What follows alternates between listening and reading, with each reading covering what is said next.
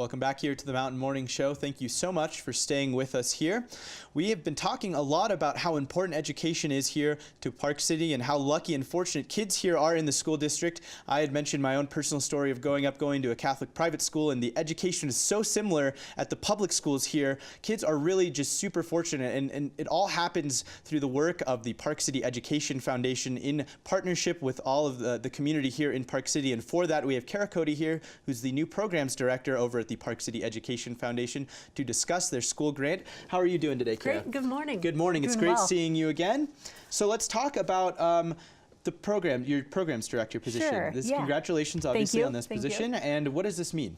I oversee the programs that the Education Foundation supports, and that's over 100 programs and $1 million worth of funding that we put into the Park City School District, into all the schools. Some very big things. I mean, we've highlighted some great programs. The coding, obviously, that's where we met the first time. Yes. That is one of those great programs. The Robotics team is another one of those as well. So many, I mean, countless. Like you said, there's hundreds of these programs. And so these are a great asset to the kids here in Park City. Can you talk about what opportunities they provide to children here? Sure. I mean, it's really every single kid in the district. Every student is touched by one of our programs, from the district-supported preschool all the way up through the Bright Futures program. And we just awarded our school grants this past week, actually a couple of weeks ago. And what those are is grants that we give schools, obviously, to support programs for, across the school or across a department or grade level. So this is kind of more not going specifically into a program, but giving the funds and the assets to a school to say, here you go, develop the programs that you guys, that's on your agenda, that's on your priority list, basically. Exactly, what they want, need, and you know, part of that is the robotics team is actually funded by a school grant for the high school. That's so great. Yeah, and really incredible that you know, the team that went down to nationals, and I can't remember how many different teams there are within the robotics team at the high school, but it is really a robust program that has just grown from a few kids being interested to a ton of kids being interested. And we were lucky enough to meet the robotics team just about a month and a half ago here on the Mountain Morning Show. So awesome. It was so awesome to see all of the hard work that they put into their robot. They're so proud of it, and it's so cool to see that. And like we were saying, it all happens through the community-supported effort of the Park City Education Foundation and the school grant. So let's talk about how much money was awarded to schools this year. $300,000 was awarded. $300,000. All thanks to all these incredible donors we have in the community. You know, from individual donations up to Running with Ed, which is coming up. Yes. You know, all of those you know, fundraisers and different events help support our school grants as well as other granting. We're so lucky in Park City. I have to mention that $300,000 is sometimes an education package that a state hands down to to statewide education. So to have that in one district as extra funds is just so fantastic. Let's talk also, I mean, obviously the programs, but where else is this money going to go? Sure. Well, I mean, you know, the school grants is where the $300,000 goes. Absolutely. And that's every school in the district, from the elementary schools to Ecker Hill Middle School, Treasure Mountain Junior High, all the way up to Park City High School. And it's important that you guys do that, because obviously it's great that you have the programs that you implement and help implement in the schools, but giving the schools this kind of independence with their own money, obviously they're all in one school district, but they serve different parts of our community, right? And so there's individual needs and there's individual wants from those schools. So it's important to fill those as well. Absolutely. You know, one theme you know, that we noticed this year with a lot of the grants was special ed support. Absolutely. And so it's incredible that, you know, it's everything from, you know, kids that are on the robotics team, you know, as well as kids, you know, that do have, you know, different developmental needs that we can help support them.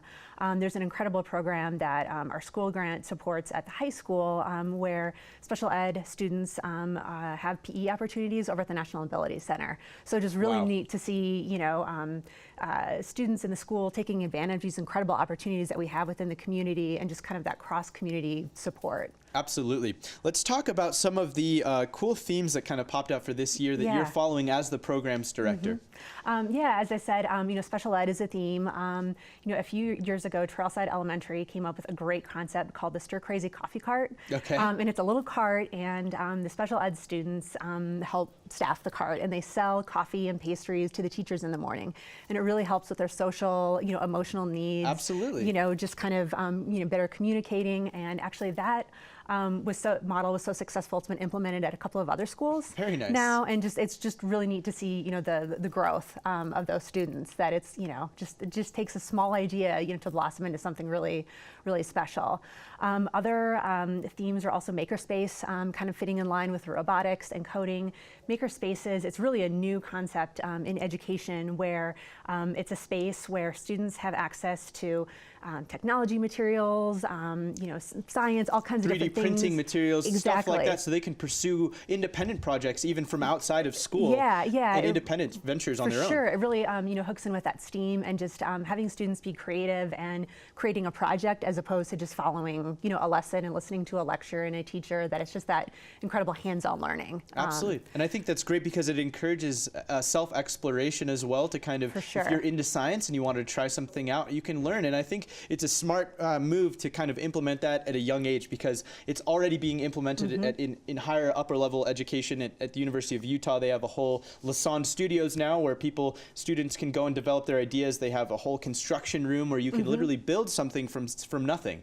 And to understand and know that you can do that with your own hands is great, right? That's so fantastic. Have that at the elementary schools At the elementary school, that's so great. Yeah, Jeremy Ranch Elementary had applied for a school grant to help with their makerspace, and they were awarded it, as well as Ecker Hill Middle School. So those are kind of some of the big themes, as well as mindfulness was another grant. Really, just helping students with, just that, kind of whole wellness. That it's the mental health. Absolutely, it's been a huge topic. We're in the middle of Mental Health Awareness Month here in Park City, and so that's a very important facet. I did want to talk about how the community can get involved with Park City Education Foundation to ensure that this is a lasting program that's going to continue to support the children here in Park City. And obviously one of the best ways to do that is coming up here in just a few weeks. Exactly. May 19th, Running with Ed. We certainly love everybody that has signed up to run, signed up to volunteer. If you want to help out with school grants and other programs that the Ed Foundation supports, we encourage you to log on to Running with Ed and go ahead and donate to one of your favorite teams. If you know a neighbor or somebody else, a coworker that is running, we encourage you to help them fundraise and make a donation. Absolutely. And are you guys still taking volunteers for the Running with Ed? If you're not able to join a team, you could possibly work a booth, possibly work one of the with the race crew, on the exchange side station. Yep. All of those details are on runningwithed.com. Perfect. So we also encourage you to check out the full list of our grants, which are on PCEF4kids.org, and you can also just make a donation that way if you want to go around Running with Ed. If you don't want to become involved with Running with Ed, but who doesn't? Because it's so much fun. I agree. It is so much fun. Well, Kara, thank you so much. It was great to see you again. Great to see you. And congratulations on your new position over at Park City Education Foundation. Thank you. Absolutely. Remember to go to PCEF4kids.org. There you can find more information on all of their great grants and their great programs. If you're interested, you can also ask and donate some money there as well. We'll be right back with much more right here on the Mountain Morning Show. Don't go anywhere.